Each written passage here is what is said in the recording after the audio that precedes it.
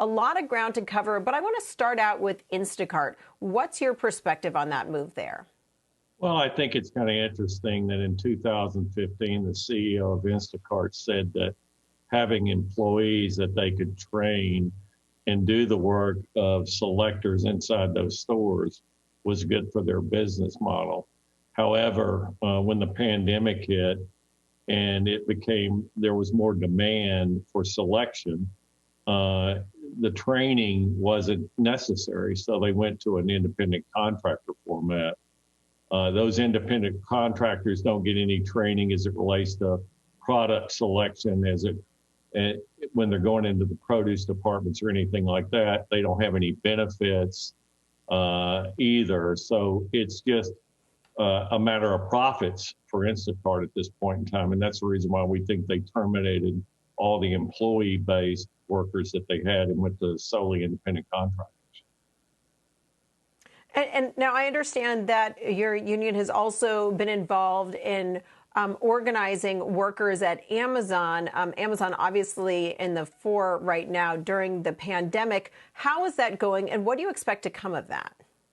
Well, the ballots get mailed out on February the 8th by the National Labor Relations Board, and they're going to be counted by March 29th. However, Amazon has moved to try to stop those mail-in ballots, even though there's a 17% infection rate in Alabama, in that area that these workers are in. We think the safest way is to do the mail-in ballots. And we think that there is a strong effort by Amazon to stop them from organizing. And given the fact that Amazon has seen at least 19,000 infected by COVID, and most of these workers are, in fact, not concerned so much about wages, but are concerned about health and safety issues with COVID and what's been going on. So the campaign's going really well at this point in time. We're pretty excited about it. And we do think that one way or another, the workers are going to get to make a decision. We just hope, quite frankly, that Amazon follows the National Labor Relations Board law and gives them a free and fair, untrammeled election there in Alabama.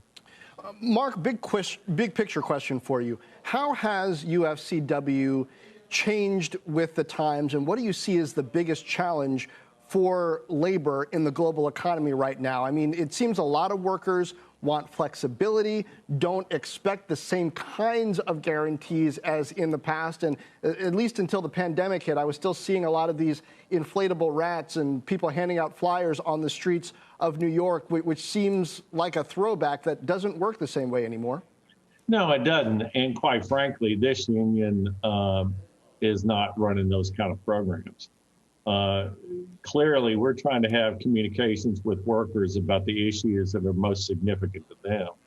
And those issues, are health care, given the circumstances that we're under, as well as the challenges that most people have, with their health care and the healthcare system, because many times it does, in fact, bankrupt workers if they have to go to the hospital.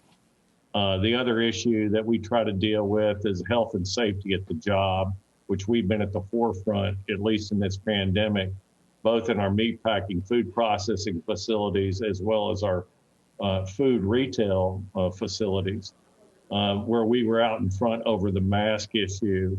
And we've been out in front over vaccinations and getting our workers vaccinated. Right.